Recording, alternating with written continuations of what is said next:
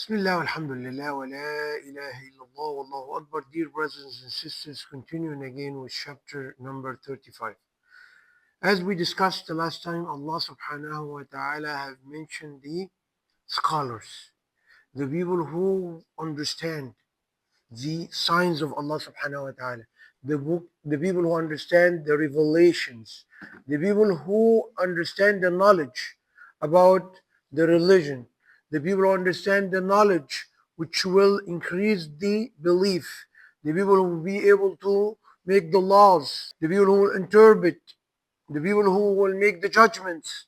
All these scholars, Allah subhanahu wa ta'ala, He says that they have the knowledge to have fear from Allah subhanahu wa ta'ala. Any knowledge you gain, any knowledge a human gains should increase your belief in Allah subhanahu wa ta'ala, should make you fear that day judgment, should increase and reinforce the belief that Allah subhanahu wa ta'ala is the creator.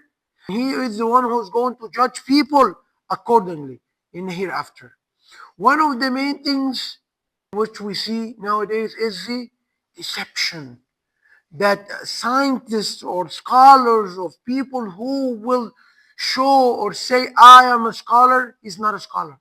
Why? He might have the knowledge. That doesn't mean anything because the action is different. The action is covered by hypocrisy. Hypocrisy is the one which is moving and motivating that action. As we see, the lot of scholars, they can memorize Quran. You can memorize the whole book of the Quran. They can make the whole hadith. They can make they understand the whole. But when it comes to say the truth, when it comes to say that what a ruler or what a king is doing is wrong and stand up against oppression, stand up against injustices, what would happen? They just don't even talk. They say things which will make that king or president increase in his transgression, aggression, and all that stuff. This is what we're facing. Complete deceptions from these people. It doesn't matter what you have, what qualification you have. What matters is what you say, what you do. Because this is the knowledge Allah have given you. Is going to be what? It's going to be a proof and evidence either against that scholar or it will be something which will take him and grant him paradise. Then Allah subhanahu wa ta'ala is talking about indeed those who recite the book of Allah subhanahu wa ta'ala, those people who recite the Quran.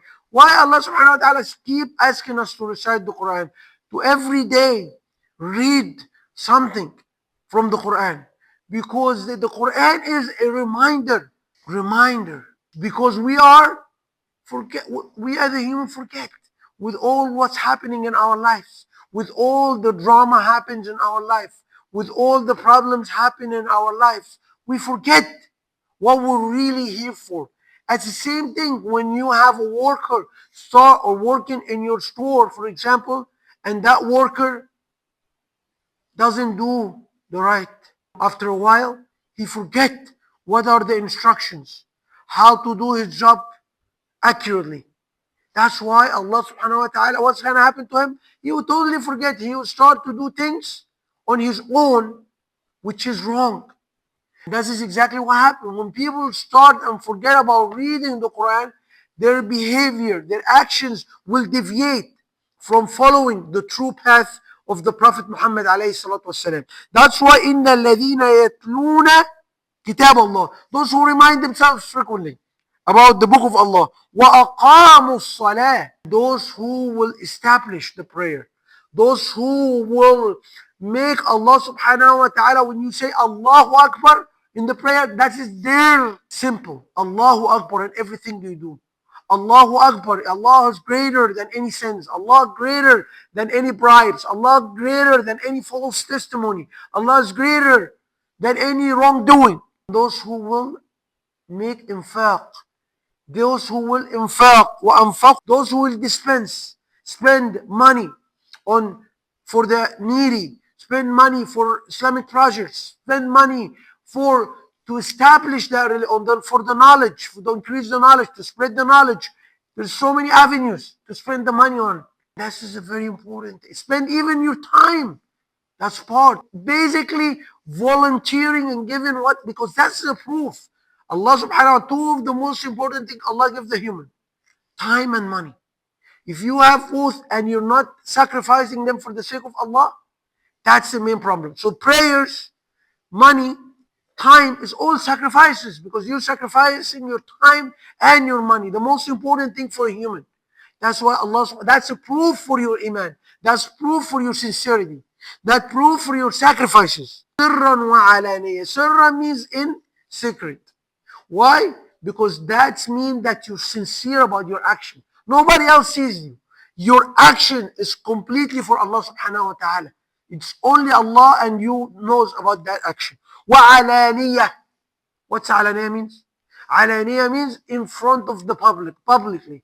In front of everyone. Why? To encourage others to do the same.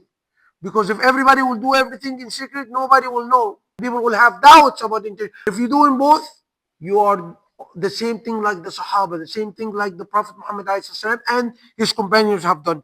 يَرْجُونَ تِجَارَةً لَن تَبُورَ. Indeed, Allah subhanahu wa ta'ala said what? This is the best business you can have. Why? Because that has, what is the best business in our real life? It's the business which keep generating income. The business which you will have passive income. The business which you're not even in that business, in that store, the stores keep giving you profits and profits and profit. Allah subhanahu wa ta'ala is saying here that the effect of all of these actions is everlasting. It will stay. It will continue. Why? Because remember, when you're giving money for the sake of Allah, when you're giving sadaqah, when you're giving charity, what you're establishing, either you are sacrificing, people are building a well, water for water, people are going for education, Islamic education. What's going to happen? All of these are continuous charity coming. When you teach somebody how to pray, all of these are continuous charity for you. All of these is like a business which you will never stop from bringing income for you. Even after you die, like Prophet Muhammad, he is reaping the reward from each of us praying the same way he prayed. When we recite the Quran, he's getting reward because he is the one who gave us the Quran initially.